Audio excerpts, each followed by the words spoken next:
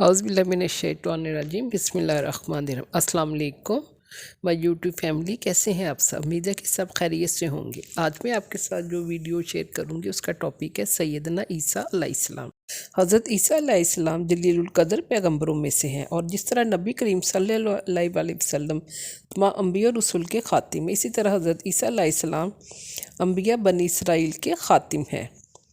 तमाम अहले इल्म का इस बात पर इत्तफ़ाक़ है नबी करीम सल्लल्लाहु अलैहि वसल्लम हज़रत ईसा अलैहिस्सलाम के दरमियानी ज़माने में कोई नबी और रसूल मबूस नहीं हुए, और दरमियान का ये ज़माना जिसकी मुद्दत तकरीबन 570 साल है इनक़ताए वही का ज़माना कहलाता है। हज़रत ईसा अलैहिस्सलाम की जलालत क़दर और अज़मत शान की एक वजह यह भी है कि अंबिया बनी इसराइल पर किताब तौरात के अलावा इंजील से ज़्यादा ज़ीमुल मुर्तबत दूसरी कोई किताब नाजिल नहीं हुई।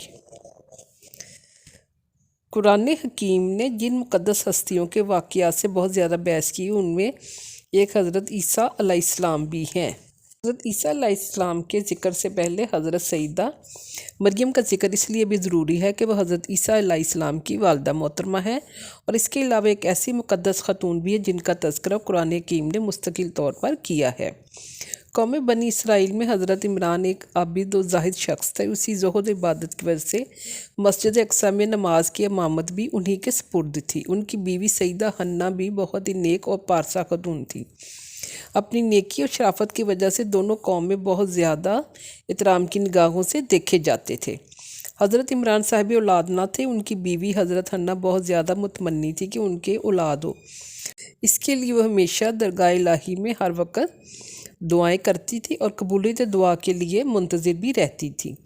कहते हैं कि एक मरतबा हज़रत हन्ना अपने मकान के सहन में चहल कदमी कर रही थी। देखा कि एक परिंदा अपने बच्चे को बरा रहा है, मोहब्बत और प्यार से उसको चूम रहा है। मोहब्बत और प्यार के इस मंज़र ने हज़रत हन्ना को बहुत ही मुतासिर किया। औलाद की तमन्ना ने दिल को मज़ीद बेकरार कर दी। हालत इस तरह में दुआ के लिए हाथ उठा दिए, अर्ज़ किया, या परवरदिगार, इसी तरह मुझको भी औलाद अता कर जो हमारी आँखों का नूर और दिल का सुरूर बने। बेकरार दिल की दुआ ने कबूलियत का जामा पहना। हज़रत हन्ना ने चंद रोज़ बाद महसूस किया कि वह पुरुम्मीद है। हज़रत हन्ना को इस एहसास इस दर्जा मुसरत हुई कि उन्होंने नज़र मान ली कि जो बच्चा पैदा होगा मस्जिद अक्सा की खिदमत के लिए वक्फ कर दूंगी। बहरहाल अल्लाह ताला ने हज़रत इमरान की बीवी हज़रत हन्ना की दुआ को शर्फ़ कबूलियत बख्शा, और वो मसरत और शादमानी के साथ उम्मीद बरहाने की घड़ी का इंतज़ार करने लगी। हज़रत हन्ना की मुद्दत हमल जब पूरी हो गई तो उनके बतन से लड़की पैदा हुई। जहाँ तक औलाद का ताल्लुक़, हज़रत हन्ना के लिए लड़की भी लड़के से कम ना थी, मगर उनको शिद्दत से ये एहसास हुआ कि मैंने जो नज़र मानी थी वो पूरी ना हो सकी, क्योंकि लड़की मस्जिद अक्सा की खिदमत क्यों कर अंजाम देगी, ये काम तो मर्द ही अंजाम दे सकते हैं। लेकिन अल्लाह ताला ने बतौर इल्हाम उनके अफसोस के मसरत से ये कहकर बदल दिया, हमने तेरी लड़की को कबूल कर लिया, इसकी वजह से तेरा ख़ानदान और भी मुअज़्ज़ज़ और मुबारक करार पाएगा। हज़रत हन्ना ने लड़की का नाम मरियम रखा और दुआ किया, परवरदिगार, इसको और इसकी औलाद को शैतान खैर फितना से महफूज फरमा। सुरियानी ज़बान में मरियम के मानी खादम के हैं। चूँकि ये मस्जिद अक्सा की खिदमत के लिए वक्फ़ कर दी गई थी, इसलिए ये नाम मौजू समझा गया। बाज़ कहते हैं कि मरियम के नाम बुलंद और इबादत गुजार के हैं। एक रवायत के मुताबिक हज़रत हन्ना भी हामला ही थी कि उनके शौहर हज़रत इमरान का इंतकाल हो गया। बाज़ दूसरे मौरख़ीन कहते हैं कि सईदा मरियम अभी शीखवार थी कि उनके वालिद का इंतकाल हो गया। बच्ची मरियम की परवरिश माँ ने बहुत अच्छे तरीके पर की। अल्लाह ताला का फजल करम भी कदम कदम पर शामिल हाल रहा।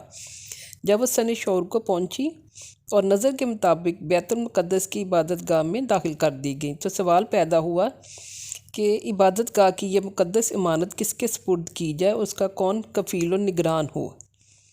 हर एक ने ख्वाहिश ज़ाहिर की कि उस मुक़द्दस अमानत का कफ़ील मुझको बनाया जाए। एक आहा ने कहा, इस अमानत को मेरे हवाले किया जाए।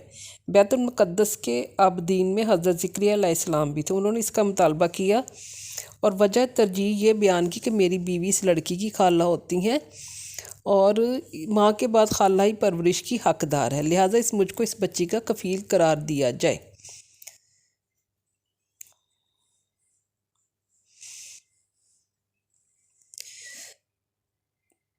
جب یہ معاملہ قرآن اندازی کے ذریعے کرنے کی کوشش کی گئی تو حضرت زکریا علیہ السلام کا نام نکلا۔ بعض روایات کے مطابق یہ قرآن اندازی 3 مرتبہ کی گئی۔ بعضوں نے جب یہ معاملہ دیکھا تو سب نے یقین کر لیا کہ حضرت زکریا علیہ السلام کے ساتھ تائید غیبی ہے۔ پھر سب نے دستبرداری اختیار کر لی اور حضرت مقدس امانت مریم حضرت زکریا علیہ السلام کے سپرد کر دی گئی۔ اس طرح سیدہ مریم کی پرورش اور نگرانی حضرت زکریا علیہ السلام کے تحت ہو گئی۔ حضرت زکریا علیہ السلام نے سیدہ مریم کے لیے مسجد کا ایک حجرہ منتخب کیا اور اس میں ان کا قیام طے پایا۔ وہ تمام دن عبادات اور ذکر الہی میں مشغول رہتی۔ رات کو حضرت زکریا علیہ السلام انہیں اپنے گھر لاتے اور وہ اپنی خالہ کے گھر رات بسر کرتی۔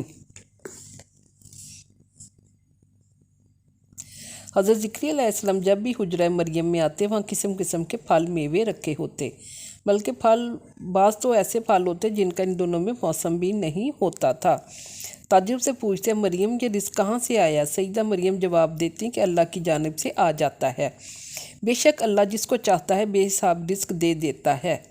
بعض روایات میں کہ حضرت زکریا علیہ السلام کو اپنے گھر سے سیدہ مریم کے لیے کھانے پینے کی چیزیں لانے کی نوبت نہیں آتی تھی، الغرض سیدہ مریم شب و روز عبادت الہی میں رہتی۔ ان کا زہد و تقوی بنی اسرائیل میں ضرب المثل ہو گیا اور ان کی زہد و عبادت کی مثالیں دی جانے لگیں۔ حضرت زکریا علیہ السلام بھی ان کے تقوی و طہارت سے بے حد متاثر تھے کہ اللہ تعالیٰ نے اس یتیم لڑکی کی عظمت و جلالت قدر کو بہت بلند کیا ہے۔ سیدہ مریم کا یہ مقام و شب و روز تائید الہی دیکھ کر حضرت زکریا علیہ السلام کے قلب میں اسی طرح نیک و صالح اولاد کی تمنا پیدا ہونی شروع ہو گئی، کیونکہ اس وقت تک یہ لا ولد تھے۔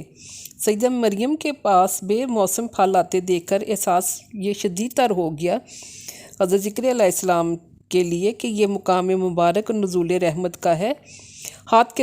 دعا کے لیے ہاتھ اٹھا دیے، پروردگار مجھے بھی اپنی عنایت سے اسی طرح دے جیسا کہ تو بے موسم تر و تازہ میوے مریم کو عطا کرتا ہے۔ حضرت زکریا علیہ السلام کی یہ دعا اس وقت ہوئی جب کہ وہ اپنی عمر کے آخری حصہ میں تھے اور ان کی بیوی بانجھ تھی۔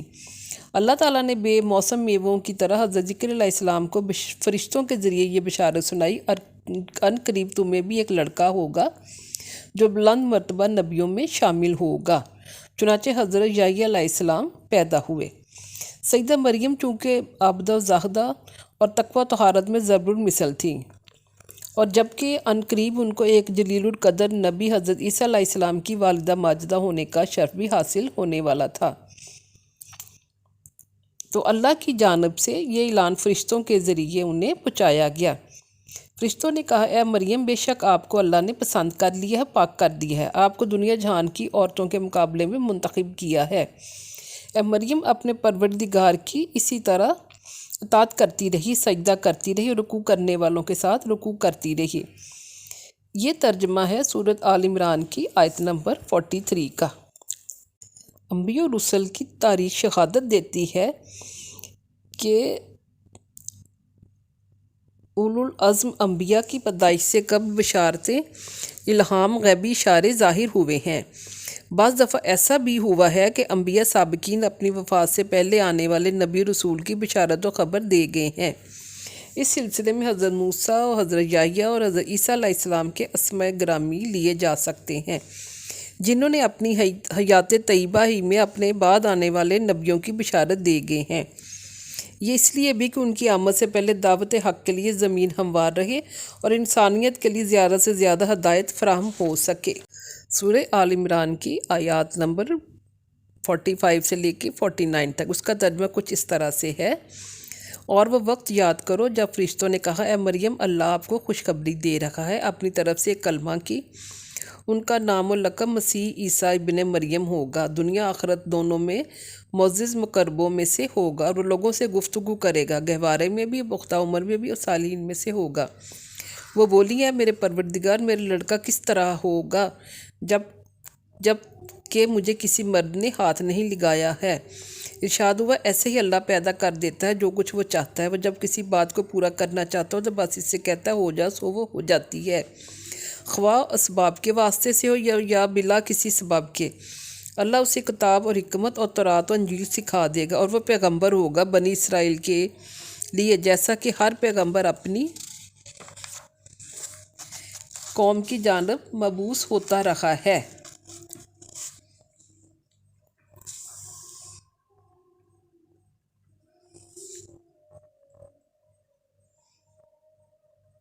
جبریل امین نے سیدہ مریم کو یہ بشارت سنا کر ان کے گریبان میں پھونک دیا، اس طرح اللہ کا حکم ان تک پہنچ گیا۔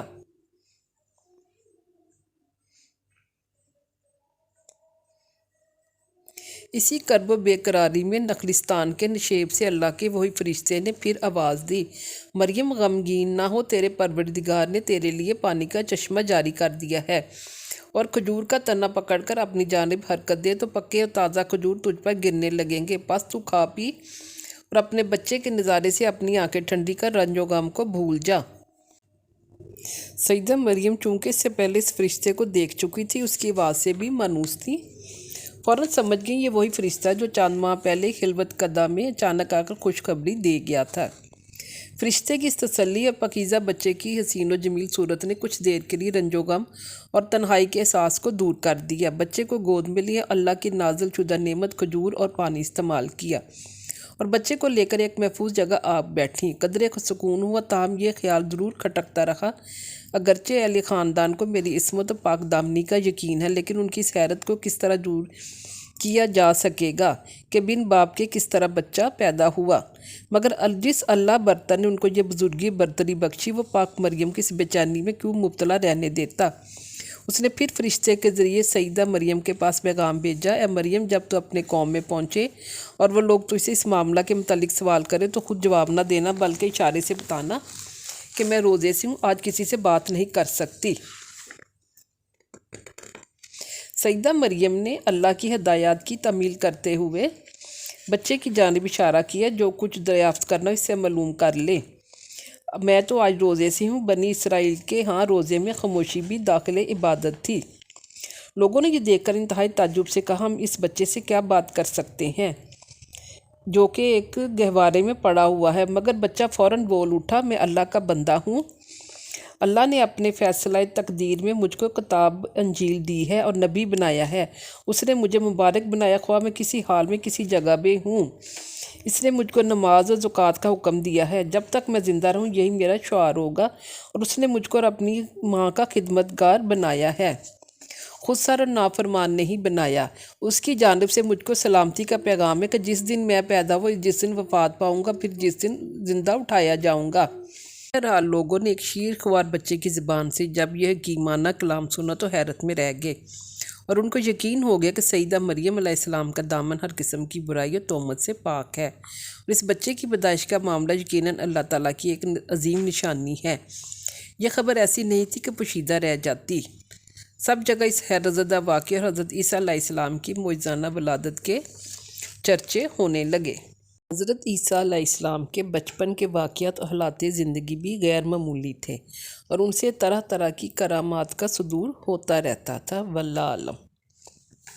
حضرت عیسیٰ علیہ السلام سے قبل بنی اسرائیل ہر قسم کی برائیوں میں مبتلا تھے، برے مال کے ساتھ اعتمادی گمراہیوں کا مرکز بن گئے تھے، حتیٰ کہ دین بیزاری کا مرض یہاں تک بڑھ گیا تھا کہ اپنی ہی قوم کے ہادیوں پیغمبروں کے قتل پر جری اور دلیر ہو گئے تھے۔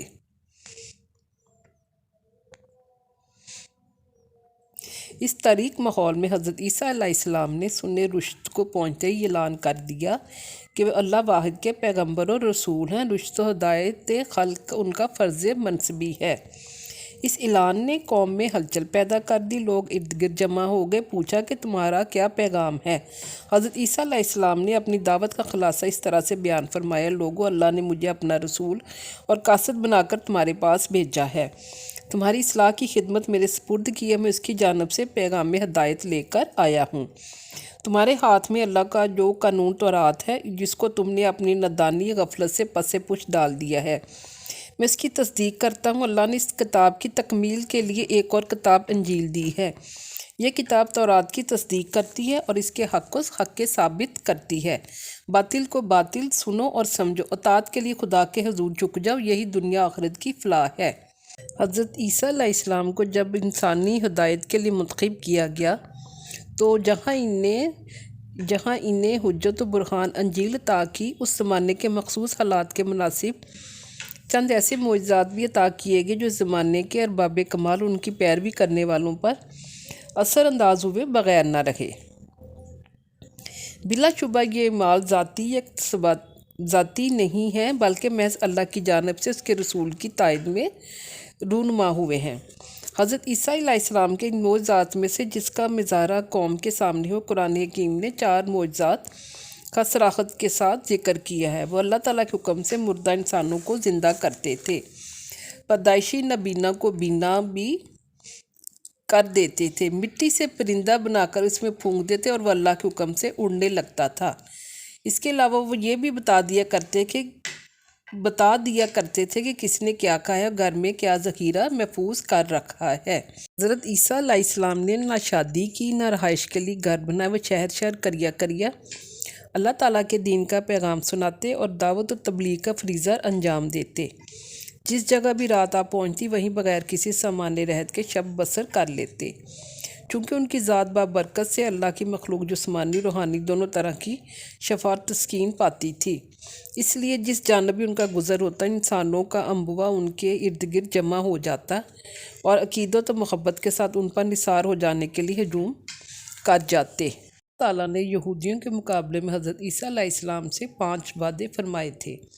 پہلا وعدہ یہ تھا کہ ان کی موت یہودیوں کے ہاتھ قتل ہونے کے ذریعے سے نہیں ہوگی۔ دوسرا وعدہ تھا فی الحال عالم بالا کی طرف اٹھا لیا جائے گا۔ تیسرا وعدہ ان کو دشمنوں کی تہمت سے پاک کر دیا جائے گا۔ چوتھا وعدہ جو کیا تھا، آپ کی پیروی کرنے والے مخلصوں کو قیامت تک ان کے دشمنوں پر غالب رکھا جائے گا۔ 5واں وعدہ قیامت کے دن اللہ تعالیٰ ان کے باہمی مذہبی اختلافات کا فیصلہ کرنے والے ہیں۔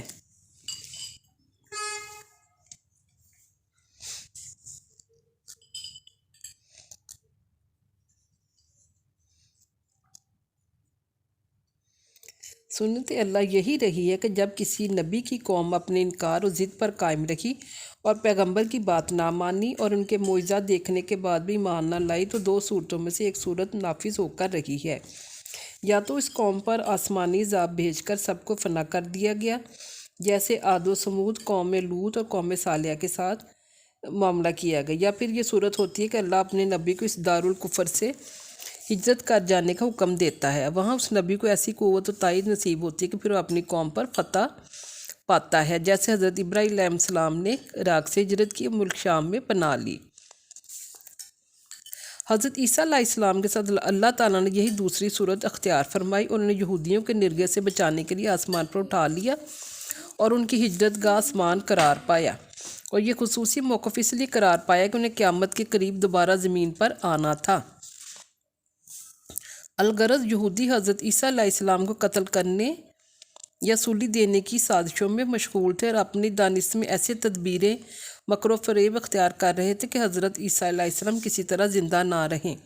لیکن خالق کائنات نے ان مخالفین اور کی ساری تدبیریں، ساری سازشیں الٹ دیں اور حضرت عیسیٰ علیہ السلام کو سولی کی موت سے بچا لیا۔ حضرت مسیح علیہ السلام کے بارے میں اختلاف کر کے طرح طرح کے دعوے کیے گئے اور سب شک کی باتیں تھیں۔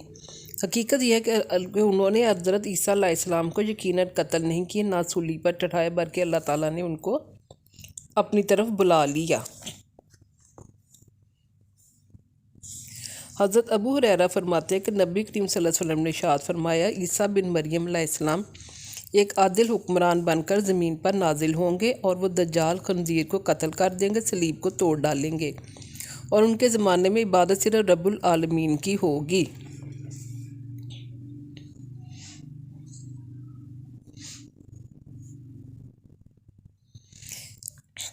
اس کے بعد حضرت ابو ہریرہ نے فرمایا، اگر تم چاہو تو قرآن حکیم کی یہ آیت بھی پڑھ لو جس میں اس حقیقت کا ذکر کیا گیا ہے کہ اہل کتاب میں سے کوئی بھی باقی نہیں رہے گا مگر یہ کہ وہ ان پر ان کی موت سے پہلے ایمان لے آئے گا۔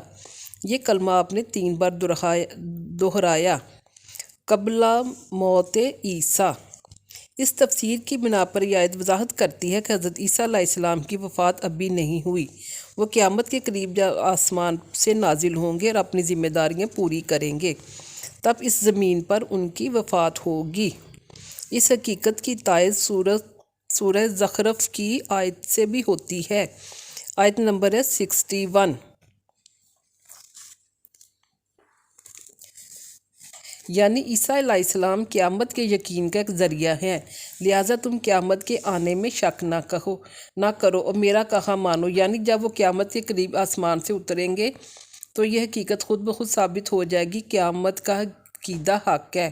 حضرت ابو موسیٰ اشعری رضی اللہ عنہ سے ایک حدیث ہے کہ نبی کریم صلی اللہ علیہ وسلم نے ارشاد فرمایا، جب قیامت کا دن ہوگا تو تمام انبیاء علیہ السلام کو اور ان کی امتوں کو بلایا جائے گا، حضرت عیسیٰ علیہ السلام بھی بلائے جائیں گے۔ اللہ تعالیٰ پہلے ان کے سامنے اپنی نعمتوں کو شمار کرائیں گے جو دنیا میں ان پر نازل ہوتی رہی ہیں، اور حضرت عیسیٰ علیہ السلام ان سب کا اعتراف کریں گے۔ اس کے بعد اللہ تعالیٰ ارشاد فرمائیں گے، اے عیسیٰ، کیا تم نے اپنی قوم سے یہ کہا تھا کہ مجھ کو اور میری ماں مریم کو اللہ کے علاوہ معبود قرار دے لو؟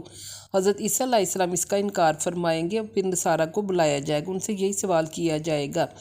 یہ لوگ بھی آنی کانی کرتے ہوئے کہیں گے، ہائے ہاں، عیسیٰ نے ہم کو یہی تعلیم دی تھی۔ یہ سن کر حضرت عیسیٰ علیہ السلام پر سخت خوف طاری ہو جائے گا اور خشت الہی سے سجدہ ریز ہو جائیں گے، اور یہ مدت ان کو 1000 سال معلوم ہوگی، یہاں تک کہ اللہ تعالیٰ کی جانب سے نصارہ کے خلاف حجت قائم کر دی جائے گی، اور اس کے بعد ان سب کو جہنم میں جھونک دیا جائے گا۔ نبی کریم صلی اللہ علیہ وسلم نے ارشاد فرمایا، میری ملاقات حضرت عیسیٰ علیہ السلام سے ہوئی تو میں نے ان کو درمیانہ قد، سرخ و سفید رنگ پایا، بدن ایسا صاف شفاف تھا، معلوم ہوتا تھا کہ ابھی حمام سے نہا کر آئے ہیں۔ بعض دوسری روایات میں ہے کہ آپ کے زلف کاندھوں تک لٹکے ہوئے تھے۔ یہ بخاری شریف کی حدیث ہے۔ امید ہے کہ آپ کو یہ ویڈیو بھی پسند آئے گی۔ آپ میری ویڈیو کو لائک کریں، سبسکرائب کریں اور شیئر کریں۔ اللہ تعالی ہم سب کا حامی و ناصر ہو۔ تب تک کے لیے اللہ حافظ۔